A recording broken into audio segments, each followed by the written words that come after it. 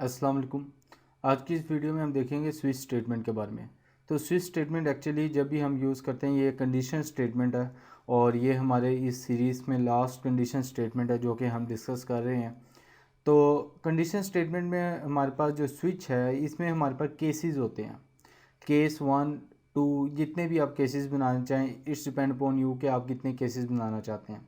उसके बाद हर केस के लास्ट में हम ब्रेक लगाते हैं। ब्रेक इसलिए लगाते हैं ताकि जहाँ पर उसे वो उसका कंडीशन उसकी ट्रू हो, उसे अपना केस मिल जाए। उसके बाद के तमाम की तमाम जो केसेस नीचे हैं वो रन नहीं होते। उसके बाद वो ब्रेक हो जाता है, पूरी स्विच की ब्रैकेट और ब्रैकेट के बाहर वो आ जाता है।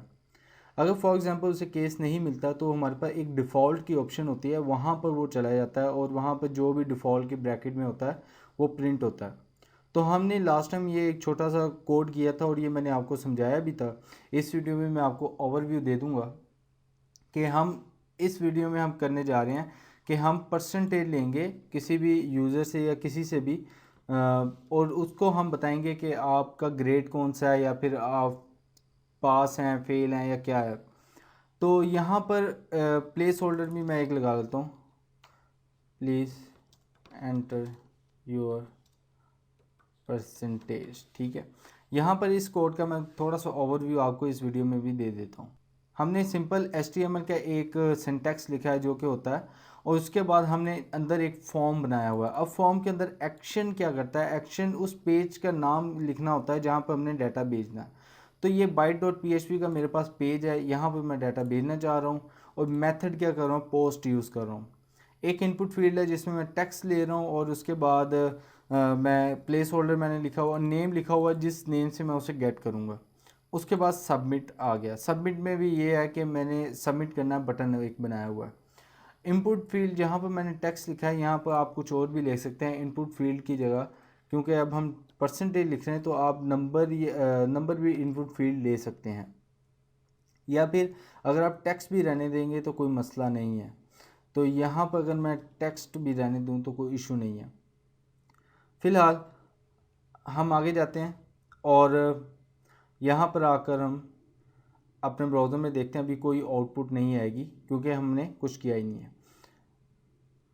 अब PHP में आकर मैं क्या करता हूँ, उस HTML फाइल .php से अपनी वैल्यू लेता हूँ, जो यहाँ एक वेरिएबल ले लेता हूँ परसेंट के नाम से, परसेंटेज के नाम से ले लेते हैं, और इसके अंदर अब मैं वो वैल्यू गेट करूँगा जो कि मेरी HTML फाइल से आ रही है। यहाँ पर वैल्यू लिखने के $_ पोस्ट, और अंदर जो भी हमने नेम लिखा हुआ ABC था उधर नेम, और वो नेम लिख दिया। अब स्विच स्टेटमेंट में आना है हमने। स्विच, ये देखें उसका पूरा सिंटैक्स लिखा आ गया। अब यहाँ पर हमने ये वेरिएबल देना है परसेंटेज का, $, परसेंटेज। ठीक है, अब केस 1 है हमारे पास।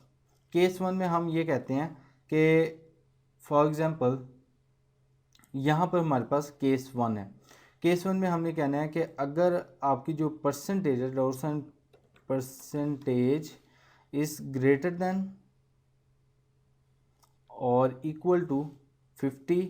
ठीक है, और आगे हम एक एंड का ऑपरेटर लगाते हैं जो कि हमने पढ़ा हुआ है, और इसके बाद फिर हम लिखते हैं percentage is less than is equal to 60। तो आपका जो ग्रेड बनेगा वो हम लिखेंगे इको योर ग्रेड इज़ सी। ठीक है, सी ग्रेड। अब इसी को मैं कॉपी पेस्ट करके मज़ीद आगे भी लिख सकता हूँ। अगर मैं यहाँ पर कॉपी पेस्ट करके एक केस यहाँ पर, एक यहाँ पर, और यहाँ पर मैं लिख दूँ 60 से 70 जिसके हैं वो बनेगा बी। ठीक है, और फिर आगे जिसके 70 और 80 से हैं वो बनेगा बी पॉजिटिव। और फिर इसी तरह मैं एक और लगा लेता हूँ केस, और यहाँ पर मैं लिख लेता हूँ 90,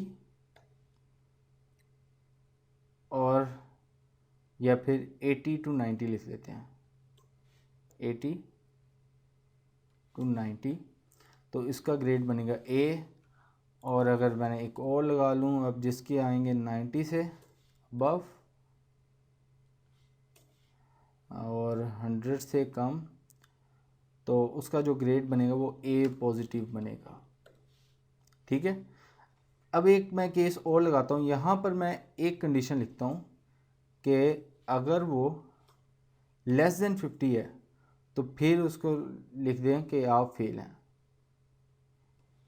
यू आर फेल। ठीक है, अब यहाँ पर हमारे पास एक डिफ़ॉल्ट की स्टेटमेंट है। अगर वो कोई ऐसी इनपुट दे देता है जो कि हमारे इन केसेस से मैच नहीं होती, तो यहाँ पर मैं इको करवा सकता हूँ डिफ़ॉल्ट में, प्लीज़ एंटर करेक्ट इंफॉर्मेशन। ठीक है, ये लिख दिया। अब हम अपने कोड को थोड़ा सा समझ लेते हैं कि परसेंटेज में मैंने अपना वैल्यू ली जो कि मुझे HTML के फॉर्म से आ रही थी। फिर स्विच में मैंने परसेंटेज रखा, केस लिखा, केस में परसेंटेज मैंने। अब यहाँ पर देखें ये ऑपरेटर्स यूज़ कर रहा हूँ मैं जगह जगह, जो कि हमने पढ़े भी हैं। तो ये ऑपरेटर्स का मतलब होता है ग्रेटर दैन एंड 50, अगर 50 से बड़ी और छोटी हो, ये कंडीशन भी दुरुस्त होनी चाहिए। एंड ऑपरेटर ये करता है कि दोनों कंडीशन दुरुस्त होंगी तो एग्जीक्यूट होगा, अदरवाइज एग्जीक्यूट नहीं होगा। तो ये एंड ऑपरेटर हमारे पास होता है। इसको सेव करते हैं और ब्राउज़र पर जाके जो मैं अपना HTML की फ़ाइल ओपन करता हूँ, इसमें HTML फ़ाइल, और यहाँ पर देखें, यहाँ पर मैं लिख लेता हूँ 75। ठीक है, सबमिट करता हूँ। यहाँ पे कई एरर आ रहा है, वो कह रहा है कि सिंटैक्स एरर, अनएक्सपेक्टेड ब्रेक। अच्छा जी, ब्रेक ही आ रही है अनएक्सपेक्टेड, कहाँ पर, लाइन नंबर 6 में। तो यहाँ से आपको एरर रीडिंग भी आनी चाहिए। ये देखें यहाँ पर ये नहीं लगा हुआ, तो इसकी वजह से वो एरर जनरेट कर रहा है। तो कॉमर्स की आपके पास जो गलती है वो बहुत ज़्यादा मैटर करती है और जगह जगह आपको फिर उसके ऊपर सोचना पड़ता है। लेकिन PHP में एक अच्छी बात यह है कि वो बता देता है कि इसमें इशू क्या है और आपने गलती कहाँ पर की है। अब दोबारा अपने ब्राउज़र पर जाते हैं, रिफ़्रेश करते हैं, मैं 75 लिखता हूँ, एंटर करता हूँ। अब यहाँ देखें, your grade is B positive. B positive grade जो है वो मेरा वो बता रहा है। यहाँ पर देखें 75 से ये है, ये केस मेरा एग्जीक्यूट हुआ। अब ये केस जब एग्जीक्यूट हुआ तो ये नीचे वाले केसेस ख़त्म हो जाएंगे, डिफ़ॉल्ट भी ख़त्म हो जाएगा, मतलब ये एग्जीक्यूट ही नहीं होंगे, वो इस ब्रैकेट से बाहर आ जाएगा। अब फॉर एग्जांपल मैं करता हूँ 81 लिखता हूँ, तो मुझे शो होना चाहिए योर ग्रेड इज़ ए। ठीक है, ब्राउज़र पर आएँ, बैक पर जाएँ, यहाँ पर मैं लिखता हूँ 81, योर ग्रेड इज़ ए। अब मैं उसे कुछ ऐसी इनपुट देता हूँ जो कि एग्जिस्ट ही नहीं करती। फॉर एग्जांपल मैं उसे कहता हूँ 102।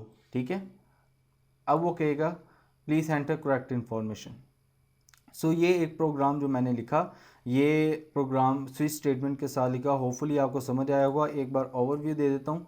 फॉर्म से हमने डाटा लिया, यूज़र से डाटा ले रहे हैं, और फिर यहाँ पर मैंने वो पोस्ट के ज़रिए डाटा गेट किया और परसेंटेज के वेरिएबल में रख दिया। अब वो परसेंटेज का वेरिएबल मैंने स्विच के अंदर दिया। अब स्विच के अंदर केस में मैंने अब अपनी कंडीशन अप्लाई की, और उसके बाद जो उसके अंदर करना है वो भी हम कर सकते हैं। यहाँ पर आप ब्रैकेट्स भी लगा सकते हैं इस तरह से करके। यहाँ से आप इस तरह अगर केसेस को आपने डिवाइड करना है तो आप ब्रैकेट भी लगा सकते हैं, कोई मसला नहीं है, लेकिन मैंने नहीं लगाई। उसके बाद फिर जो नेक्स्ट केस है उस केस की मैंने कंडीशन बताई, फिर अगले केस की कंडीशन, और आखिर में अगर मैंने कहा कि ऊपर जितने भी केसेस हैं अगर उनकी कंडीशन दुरुस्त नहीं होती तो मेरे पास एक डिफ़ॉल्ट केस है, तो फिर ये एग्जीक्यूट होगा, जो कि आपने देखा एग्जीक्यूट हुआ। होपफुली आपको